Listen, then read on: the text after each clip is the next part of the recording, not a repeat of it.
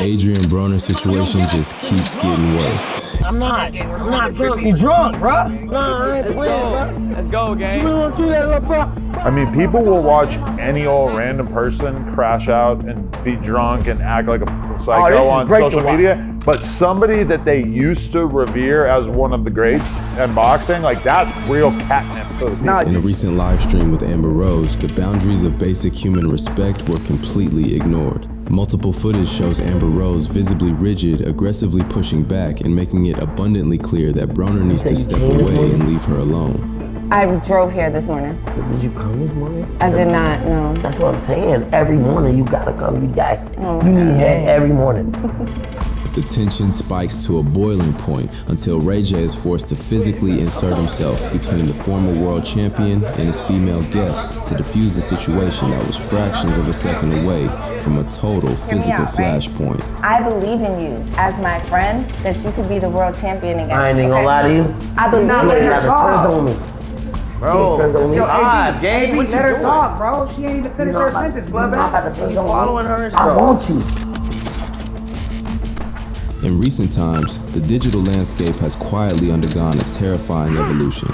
We watched the internet transition from the superficial validation of ore farming to the obsessive physical vanity of looksmaxing. Young men trying to look their best. I mean, this has been around for decades, right? What's different now is the social media aspect of it, and it's just going to extremes because of social media. But those eras are dead.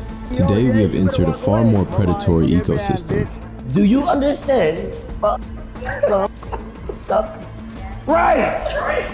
Welcome to the era of freakmaxing, the deliberate monetization of pure, uncomfortable sexual deviance and public boundary pushing, engineered specifically to force the algorithm to look your way. Don't look, but you know the guys that in the red suits over there? No. Over there. I was so uncomfortable. They asked me the most uncomfortable. What did they ask me? I said, what are you going for? He said, a 19-year-old. I know, isn't that weird? But it's okay. I don't know them. Just hours after that kitchen standoff, the chaotic aftermath spilled into the streets. Another footage captures Amber Rose physically forcing Broner out of her luxury car, visibly furious and exhausted by his behavior. And I kept saying, I was like, AB, I've been nothing but nice to you all day. Even when you was fucking being retarded, I was being nice to you. Like, don't talk to me like that. You gotta take an L when it's an L, bro. No, I don't take L's, nigga, and I don't take elbows. This is the modern tragedy of Adrien Broner. He is the man who once commanded millions of dollars to step into a ring, possessing the kind of generational talent that comes along once a decade, dancing under the bright lights of Las Vegas to capture world titles across 4 distinct weight divisions. They call me the problem, but you could call me the can man, because anybody can get it. Today, he has managed to get back into the money, but the currency has fundamentally changed. He is no longer paying for his lifestyle with blood, sweat, and championship gold. He is paying for his comeback by completely liquidating his human dignity on an internet stream. Stop playing, man. Can I say Get it, to my man? bank, man. Can I say it, man, nigga? Go ahead. That's in my bank, nigga. I'm about to embarrass everybody. No. Before we can truly understand the psychological collapse of a fallen sports icon, we have to understand the modern rules of the digital coliseum he just stepped into. The creator economy is currently trapped in a hyperinflationary crisis of attention. Standard in-real-life vlogs and casual gaming streams no longer generate the viral friction required to sustain a multi-million-dollar lifestyle. When standard entertainment stops paying the bills, the market demands an unhinged race to the absolute bottom, where creators farm highly provocative 10-second clips just to survive. Bye-bye, get banned, bitch. Get banned, bitch. Get banned. You don't get banned, fuck with me, yo, yeah, you better walk away. This new reality is perfectly encapsulated in the viral moment where Broner and Deen The Great are seen literally sniffing the empty chairs where their female guests had just been sitting. This shit gotta be off, though. Oh my God, are you serious right now? All right, it's so nice meeting you. Yeah, we all. Amber Rose of all people, alright? This is 21 Savage's ex-girlfriend, Wiz Khalifa's baby mama, whatever you want to call her, okay? I don't think anybody is more wild on stream right now than the Crash Out Boys, Deen The Great and Adrien Broner. For Adrien Broner, this isn't an accidental slip, it is a calculated business model. To survive in this ecosystem, he has willingly adopted the persona of the unhinged, perpetually thirsty older guy who will say or do anything to any woman who enters the room. Are you married? Are you married? I'm in a relationship now. No? You are? But ain't no ring on it though. Sound free to me. Sound free to me. How you doing? For me? Together with his streaming partners, they engineer a highly specific symbiosis, doing exaggerated, provocative dances to bait the audience and aggressively bothering guests to create a palpable atmosphere of discomfort. The defense mechanism for this behavior is always exactly the same. When the cameras turn off, the enablers shield themselves behind a convenient excuse. They claim it is all just an illusion, a fake character designed to farm clips. But there is a psychological toll to this game. When you are incentivized by hundreds of thousands of live viewers to perform public humiliation for 12 hours a day, the artificial boundary between the character you play and the human being you actually are begins to erode. Eventually, the mask glues itself to your face until the illusion shatters into real-world chaos. Listen, I look at kids like cars. You can have as many as you want, as long as you keep them up to date. No bullshit. Shit, that's an 18-year-old car. Yo, baby. To see exactly where this road ends, you only need to look at the broader landscape of the Freakmaxing meta. This isn't a harmless game played in a vacuum. It is a high-stakes gamble that carries a massive risk of real-world violence.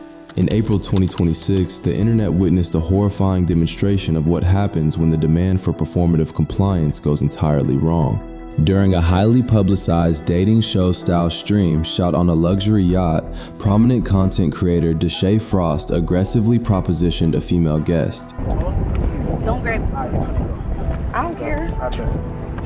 When she refused and her body language turned defensive, the tension broke the established format of the show.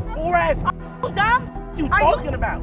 Go ahead. Deshae, stop fucking playing with me. Shut up. Bro, you had to get your sister to rumble me for real. In a sudden, violent burst of movement, Frost struck her in the face, causing her to lose her footing while the surrounding influencers froze in genuine shock. Oh shit. Oh shit. Go. Oh shit. Go.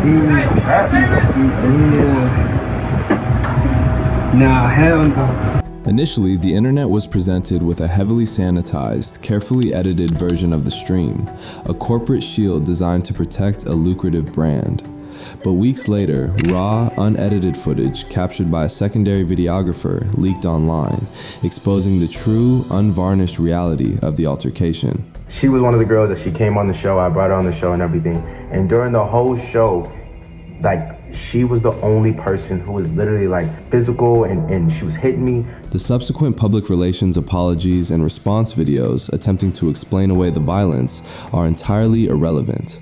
What matters is the underlying engine driving these environments. When your entire livelihood is tied to pushing a situation past the point of comfort, the performative character will inevitably bleed into real criminal behavior. For Adrien Broner, that exact nightmare scenario is already knocking on his front door. We have already seen volatile cracks forming, highlighted by a deeply unsettling live stream from a frequent female guest known online as Rich Brat 444. Through tears, she exposed the dark reality of these alcohol-fueled broadcasts, pointing directly to physical bruises on her arms and chillingly warning the creators that their non-disclosure agreements would not protect them from criminal charges. Even though she retracted her statements days later in private messages, blaming extreme intoxication and bizarre external controversies, the absolute truth doesn't actually matter. What matters is the terrifying environment being engineered. When you take a volatile, deeply traumatized former professional fighter, surround him with an unlimited supply of alcohol, a revolving door of young women, and a legal safety net of NDAs, you haven't created a successful entertainment show. You have engineered a high-stakes crime scene that is simply waiting to happen. Why would you take her water, gang? Cause I wanna taste her. Nigga. I ain't never tasted no water like that. to comprehend why a legendary 4-division world champion would willingly choose to stand in a kitchen begging for scraps of attention from reality television stars, you have to look at the catastrophic wreckage of his financial life. Like, relax. Go. Relax. I left my phone over there. This isn't a creative choice. This is a frantic Faustian bargain born out of absolute financial ruin. The descent was a slow, systematic dismantling of a legacy, becoming painfully clear during a June 2018 civil lawsuit. Broner was accused of cornering an unknown woman inside a Cleveland nightclub, pinning her to a couch and forcing himself upon her.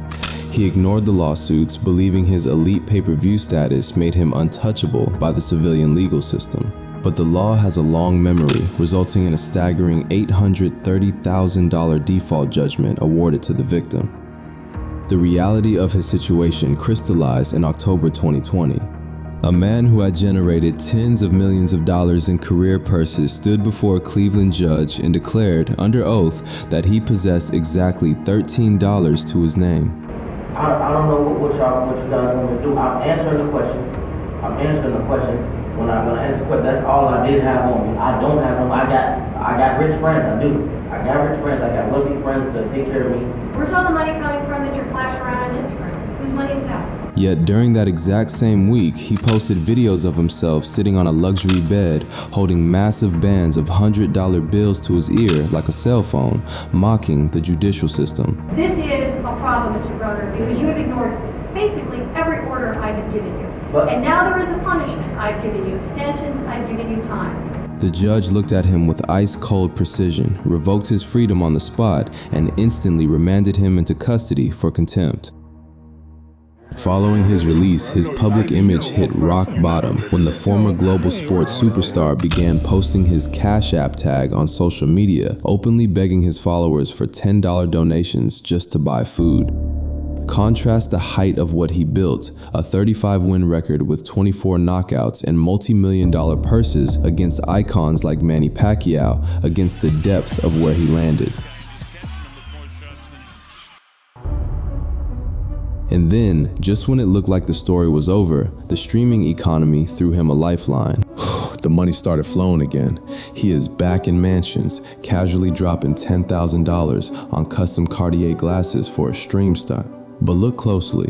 This isn't a redemption story. It is a liquidation sale.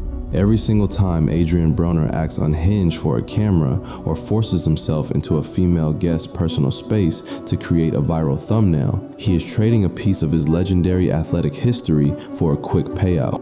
Which leads us to the most uncomfortable question regarding his current enablers. Are these young, internet-savvy creators truly his friends, helping a broken champion secure his future? Or are they highly efficient digital extraction machines draining the last drops of his public notoriety before they discard him the second the algorithm gets bored? Yo, that has never happened to me. Like, that's the first time, like, somebody's actually, like, slapped my or tried to me. Like, I've never, like, that's crazy. Like, that's honestly so crazy. And I really hope he apologizes because I know he's drunk, but being drunk doesn't excuse your behavior. When you step back from the entertainment value, turn off the chat, and silence the laughing sound effects, the situation surrounding Adrien Broner stops being funny and becomes a mathematical certainty. If you analyze the structural architecture of his current environment, we are no longer asking if the situation is going to end in catastrophe. We are simply counting down the days until it does. I see a train wreck waiting to happen. Openly angry, aggressive, violent, drunk. I see a problem waiting to happen. He gonna catch a freak charge. The fire is being fueled by 3 lethal variables that cannot coexist for long without an explosion. First is absolute financial desperation. Anchored by a mountain of historic debt and unpaid judgments, the cameras can never be allowed to turn off. The stream revenue must keep flowing at all costs, because the moment the view count drops, the financial wolves return to the door. The second is the insatiable algorithmic demands. The internet is a ruthless addict that constantly demands a higher dose of shock value. What shocked the audience last month is entirely boring today, forcing Broner to push the boundaries further and become more aggressive with every single broadcast. And finally, we have the ultimate accelerant, Severe, unmedicated, chronic alcohol abuse playing out live in front of hundreds of thousands of people. You are watching a man completely lose control of his inhibitions while surrounded by an environment that pays him exclusively to have absolutely no filters. We live in a culture that treats human beings like content, watching these public car crashes from the safety of our screens. We look at a fallen champion like Adrien Broner, and a part of us secretly hopes that the story ends well, that he makes his millions, pays off his debts, leaves the internet behind, and rides off into a quiet sunset. But history is rarely that kind to men who do not know how to stop. When you take a cornered, publicly humiliated athlete, place him in an environment of total financial desperation, subject him to a system that demands escalating deviance, and mix it with severe alcohol abuse, the final crash out isn't just a possibility. It is an absolute mathematical inevitability. This is Redline Theory. Thank you for watching.